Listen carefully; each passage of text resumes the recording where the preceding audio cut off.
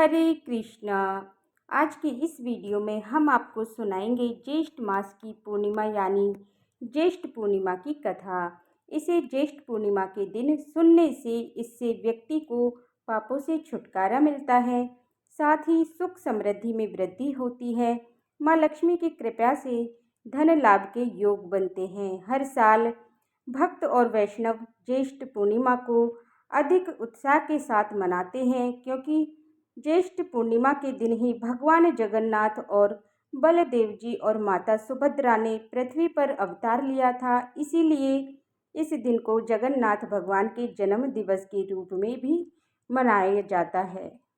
ज्येष्ठ पूर्णिमा को स्नान पूर्णिमा या स्नान यात्रा के नाम से भी जाना जाता है, क्योंकि साल में सिर्फ एक ही बार स्नान पूर्णिमा के दिन जगन्नाथपुरी में भगवान जगन्नाथ को 108 घड़ों से स्नान करवाया जाता है। ज्येष्ठ पूर्णिमा के दिन स्नान दान करने से अक्षय पुण्य की प्राप्ति होती है।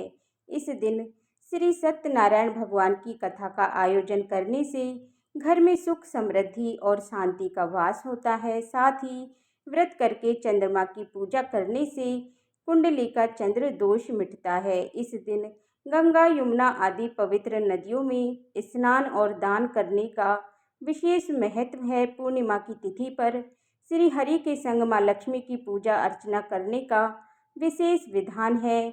इस भक्तों की हर मनोकामनाओं को भी श्री विष्णु अवश्य पूरा करते हैं। साथ ही इस ज्येष्ठ पूर्णिमा का व्रत करने से व्यक्ति को सभी दुखों और कष्टों से मुक्ति मिल जाती है। आपसे प्रार्थना है कि ये कथा अंत तक अवश्य सुने, क्योंकि कथा अधूरी कथा सुनने से पाप लगता है। और कथा शुरू होने से पहले हमारे चैनल को सब्सक्राइब करके एक बार कमेंट बॉक्स में दिल से जय श्री लक्ष्मी नारायण अवश्य लिखें। भगवान श्री हरि विष्णु और माता लक्ष्मी इस कथा का ज्येष्ठ पूर्णिमा के दिन सुन रहे सभी भक्तों की सारी मनोकामनाएं पूरी करें, उनके जीवन का धन धान सुख समृद्धि से भरें। तो आइए अब शुरू करते हैं ज्येष्ठ पूर्णिमा 2025 की कथा। तो प्रेम से बोलिए श्री गणेशाय नमः। एक बार द्वापर युग में माता यशोदा ने अपने पुत्र भगवान श्री कृष्ण से कहा, हे कृष्ण, तुम संसार के रचयिता और पालन करता हो। आज मुझे कोई ऐसा उपाय बताओ जिसे करने से स्त्रियों को सौभाग्य की प्राप्ति हो, साथ ही उनकी सभी मनोकामनाएं पूर्ण हो। तब भगवान श्री कृष्ण ने कहा, हे माते यशोदे, मैं आपको एक अचूक उपाय विस्तार से बताता हूँ। स्त्रियों को सौभाग्य की प्राप्ति के लिए 32 पूर्णमासियों का व्रत करना चाहिए। इस धरती पर एक राजा थे जिनका नाम चंद्रहास था। वे अनेक प्रकार के रत्नों से परिपूर्ण कांतिका नामक नगरी पर राज्य करते थे। उसी नगरी में एक धनेश्वर नामक ब्राह्मण था, जिसकी स्त्री अति सुशील और रूपवती थी। उस ब्राह्मण के घर में धन धान आदि की कोई कमी नहीं थी, लेकिन उसकी कोई संतान न होने की वजह से वो सदा दुखी रहता था। एक दिन उस नगरी में एक तपस्वी आया और वो तपस्वी उस ब्राह्मण के घर को छोड़कर सभी के घरों से भिक्षा लेता था और अपना पेट भरता था। एक दिन तपस्वी भिक्षा का अन्न प्रेम पूर्वक एक नदी के किनारे बैठकर खा रहा था। तभी धनेश्वर ब्राह्मण ने वहां आकर उस योगी से ये सब कार्य करते देख लिया। धनेश्वर ब्राह्मण उस योगी के पास जाकर बोले, हे महात्मन, आप सभी के घरों से भिक्षा लेते हैं, लेकिन मेरे घर से आप कभी भिक्षा नहीं लेते, न ही आप कभी मेरे घर आते हैं। भला इसका कारण क्या है? क्या मैं जान सकता हूँ? तब योगी ने कहा कि निसंतान के घर की भीख पतितों के अन्न के तुल्य होती है, और ऐसे में जब पतितों का अन्न खाता हूँ वो श्रम भी पतित हो जाता है। क्योंकि तुम निसंतान हो, इसीलिए मैं तुम्हारे घर की भिक्षा नहीं लेता हूँ। योगी इस बात से धनेश्वर ब्राह्मण को बहुत अधिक दुख हुआ और वो उस योगी के पैरों पर गिर पड़ा और कहने लगा, हे महाराज, कृपा करके मुझे पुत्र प्राप्ति का उपाय बताएं। पुत्र न होने के कारण बेहद दुखी रहता हूँ। सब कुछ होते हुए भी खुश नहीं हूँ। आप मेरे इस दुख को दूर करने का उपाय बताएं। ये सुनकर योगी कहने लगे, हे ब्राह्मण, तुम चंडी देवी की आराधना करो। योगी के कहे अनुसार धनेश्वर ब्राह्मण ने मंदिर में जाकर चंडी देवी की उपासना की और उपासना की। चंडी देवी ने 16 दिनों तक उसे सपने में आकर दर्शन दिए और कहा, हे धनेश्वर, जा, तेरे पुत्र होगा, लेकिन वो 16 वर्ष की आयु तक ही जीवित रहेगा। लेकिन यदि तुम दोनों स्त्री पुरुष 32 पूर्णमासियों का व्रत करोगे तो वह दीर्घायु को अवश्य ही प्राप्त करेगा। प्रातःकाल तुम्हें स्थान के समीप ही एक आम का वृक्ष दिखेगा। उस पर चढ़कर एक फल तोड़कर शीघ्र ही अपने घर जाना और वह फल अपनी स्त्री को खिला देना। ऋतु स्नान के बाद वह स्वच्छ होकर भगवान शिव शंकर का ध्यान करके उस फल को खा लेगी। तब शंकर भगवान की कृपा से उसको पुत्र हो जाएगा। तब धनेश्वर ब्राह्मण ने ठीक वैसा ही किया जैसा चंडी देवी ने बताया और उसकी स्त्री गर्भवती हो गई।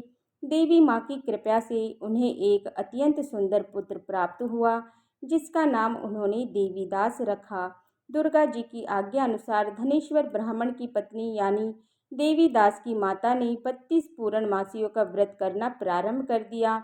16 वर्ष लगते ही देवीदास की माता पिता को चिंता होने लगी कि कहीं उनके पुत्र की इस वर्ष प्राण ना चले जाएं। धनेश्वर ब्राह्मण ने देवीदास के मामा को बुलाया और कहा कि देवीदास 1 वर्ष तक काशी में जाकर विद्या अध्ययन करे, ऐसी हमारी इच्छा है। इसके साथ में तुम चले जाओ और 1 वर्ष के बाद इसको वापस लौटा लाना। इस तरह देवीदास को एक घोड़े पर बिठाकर अपने मामा के साथ काशी पर भेज दिया गया। धनेश्वर ब्राह्मण ने अपने पुत्र की दीर्घायु के लिए भगवती दुर्गा की आराधना और पूर्णमासियों का व्रत करना शुरू कर दिया। इस प्रकार 32 पूर्णमासियों का व्रत करने और कुछ समय बाद मामा और भांजे देवीदास की किसी नगर में रात बिताने के लिए ठहरे हुए थे। उस दिन उस गांव में एक ब्राह्मण की कन्या का विवाह होने वाला था। जिस धर्मशाला में वर और उसकी बारात ठहरी हुई थी, वही देवीदास और उसके मामा भी ठहरे हुए थे। संयोग से कन्या को तेल आदि चढ़ाकर मंडप आदि का कृतज्ञ किया गया तो लगन के समय को धनुर्वाद हो गया। तब वर के पिता की नज़र देवीदास पर पड़ी और उन्होंने सोचा कि ये तो मेरे पुत्र के जैसा ही सुंदर है, मैं क्यों ना इसके साथ अपनी कन्या का लगन करा दूं और बाद में विवाह के अन्य कार्य मेरे लड़के के साथ पूर्ण हो जाएंगे। ऐसा सोचकर वर के पिता देवीदास के मामा के पास जाकर बोला कि तुम थोड़ी देर के लिए अपने भांजे को मुझे दे दो। और उसने अपनी योजना तब उन्हें बताई। तब उसका मामा कहने लगा, जो कुछ भी मधुपरक जो कन्यादान के समय आदि मिले वो सब हमें दे दिया जाए तो मेरा भांजा इस बारात का दूल्हा बनेगा। ये बात वर के पिता ने स्वीकार कर ली और इस तरह से देवीदास का विवाह उस कन्या के साथ हो गया। पर पत्नी के साथ वो भोजन ना कर सका और अपने मन में सोचने लगा कि ना जाने ये कैसी स्त्री होगी। लड़के को ऐसा करना सही नहीं लगा और उसकी आंखों में आंसू आ गए। तब वधू ने पूछा कि आप इतने दुखी क्यों हैं। तब उसने सारी बात लड़के को बता दी। तब लड़की कन्या कहने लगी कि अब हमारी शादी हो गई है। देव, ब्राह्मण और अग्नि के सामने ही मैंने आपको अपना पति बनाया है, इसीलिए अब आप ही मेरे पति हैं। अब मैं आपकी पत्नी रहूंगी, किसी अन्य की नहीं। तब देवीदास ने कहा, ऐसा मत करिए, क्योंकि मेरी आयु कम है, मेरे बाद आपकी भला क्या गति होगी। इन बातों पर आप विचार जरूर कर ले। परंतु वह कन्या दृढ़ विचार वाली थी।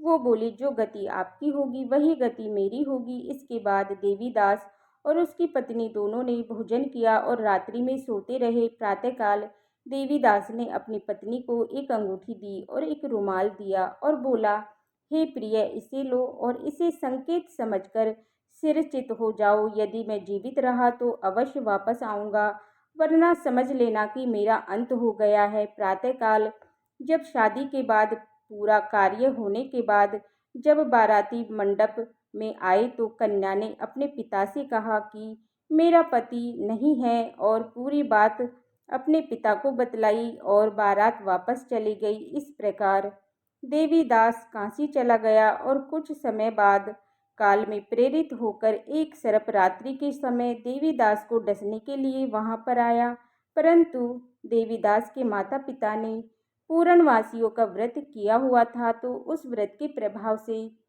सर्प देवीदास को काट ना सका, क्योंकि पहले ही उसकी माता 32 पूर्णमासियों का व्रत पूर्ण कर चुकी थी। इस प्रकार मध्याह्न के समय काल वहां आकर स्वयं देवीदास के शरीर से उसके प्राणों को खींचने का प्रयत्न करने लगा, जिससे देवीदास मूर्छित होकर पृथ्वी पर गिर पड़ा। उसी समय पार्वती जी के साथ श्री शंकर जी वहां पर पधार गए।